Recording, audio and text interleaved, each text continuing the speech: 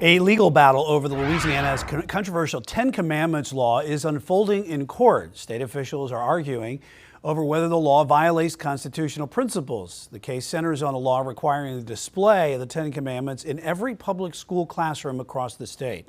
Opponents, including national advocacy groups, claim the mandate breaches the separation of church and state. Let's go ahead and bring in Chief Legal Analyst Khalif Rhodes, and this is clearly the First Amendment here of the Constitution, the foundation of separation of church and state. What stands out to you about this in Louisiana? The biggest thing is that timing of this, obviously, this launching, not the lawsuit, but them enacting this. The timing of that was problematic in terms of it seems like it was more politically driven than anything. I mean, it seems like there is clear precedent for separation of church and state. It's both codified in our Constitution and in the law.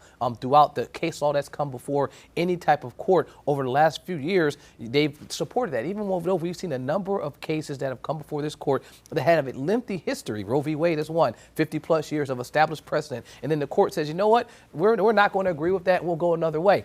But these types of cases where you're talking about forcing individuals, taxpayer dollars specifically, to be used for any type of state-sanctioned religion is problematic. And so because of that, the courts have said that there's not a chance that this could stand up.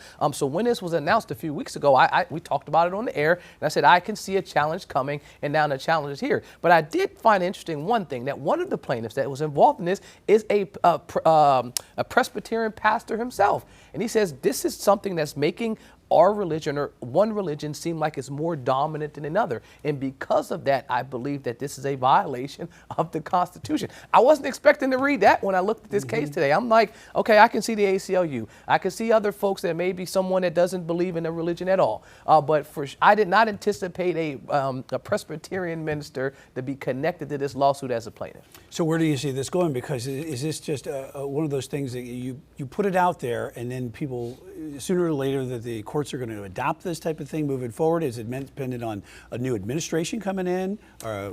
I think that there are some issues that are like that. You know, gun issues specifically is one that's probably on the fringes. Same-sex marriage is one that's probably closer to your analogy. But something like this, where you're talking about the separation of church and state, this is such a bedrock to our foundation, to our Constitution, to who we are as a country. You're talking about you're fleeing religious persecution in one country. You move and you create your own country, and you create it based on religious principles, yes, but you have to be able to, specifically in this case, for them to be successful, be able to say that it has some educational purpose, that it's not religious in nature. More erosion of the governmental norms and the establishment of what we have here for, like, the Constitution. 100%. I mean, the erosion is occurring, and I think there will be more challenges. I mean, as the waves come in on an ocean, each time it erodes it. And so each time you have a challenge to constitutional principles, it's attempting to erode it, and it's attempting to create some new precedent. But I think with this one, it will be extremely hard. I mean, I've seen a lot of things happen throughout, our Supreme Court most recently. But I can tell you with this one, I would be extremely surprised if this Supreme Court said, yes, you can require that the states have in these posters of the Ten Commandments posted in all the schools. I don't see that happening. Chief Legal Analyst Khalif Rhodes, thanks.